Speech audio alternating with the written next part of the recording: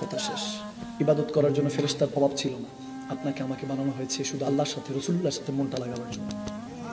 এছাড়া আপনার আমার কোনো কাজ নেই। আপনি জানেন 50-60 বছরের জিন্দেগির যত আমল করেন, আল্লাহর একদিন, দুনিয়ার 50,000 বছর, 50,000 ইয়ার্স, 50,000 বছর আল্লাহর একদিন।